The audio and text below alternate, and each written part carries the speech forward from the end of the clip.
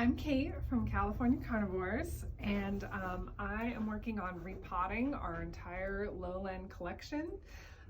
So it has to be done plant by plant.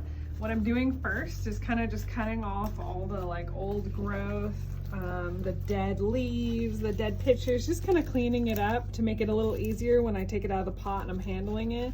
So I'm just cutting off just generally the old stuff, and it makes it real pretty too, and it makes it a little less confusing on what's going on, so I can actually see where the stems are, which ones are alive, which ones are dead.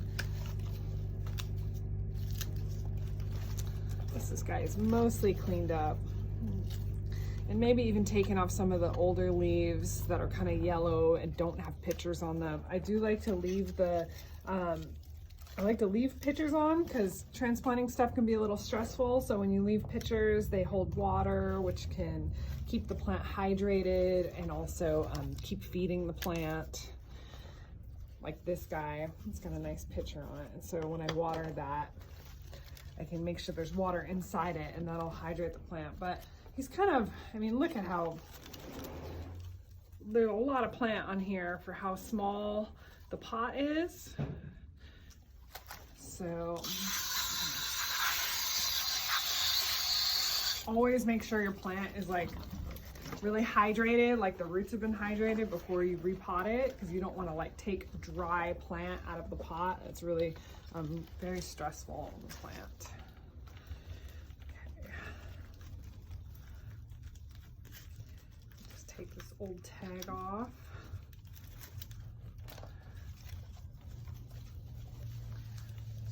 Loosen it up a little bit. We have these really cool netted pots, which kind of give a lot of aeration. They don't sit in water too much. So you can kind of see I took the pot out, and even that, look at all that root there. I'm gonna be really careful. So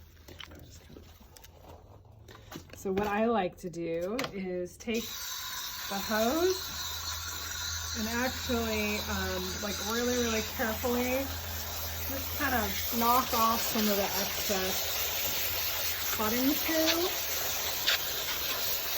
old stuff.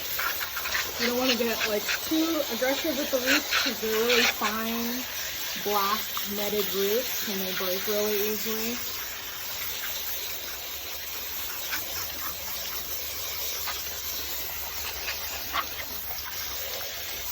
And also too, when I do this, I can kind of see how big the root ball is and what size pot I need to go up. So sometimes, if it's been sitting in a pot for a long time and it rots, you actually need to go in a smaller pot. So you don't want to overwhelm the roots with a lot of material, potting material, because the whole thing can just stay wet and you can encourage rot, which we don't want to do. So for this guy, this was the pot that it was sitting in, and I could probably get more stuff off, but I want to be pretty gentle on the roots. So it used to be in here, but I want to move up to the next size up. So something like that. So you see, it's not huge jump in size up. Just gonna line this. This is long fiber New Zealand sphagnum. And I'm just sort of lining this pot with some plain stuff so that my chunky mixture doesn't just fall out over time. So just really carefully lining the netted pot like that, just to kind of hold the stuff in. Okay. And then this is my Nepenthes mix. So it's got orchid bark and perlite. It's exactly what we sell on our website. Just put a little bit in there first. Carefully pull this guy over.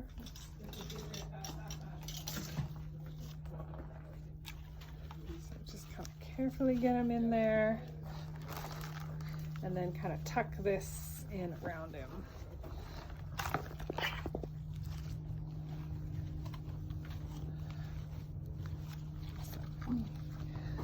I'm pressing it a little bit, but not too much. You don't want to like pack it in there. Just making sure I don't have any like big pockets, air pockets. Okay, look at that. And then all the stuff on the side just kind of fold over. Then get them really watered in. You can add some water to the trap.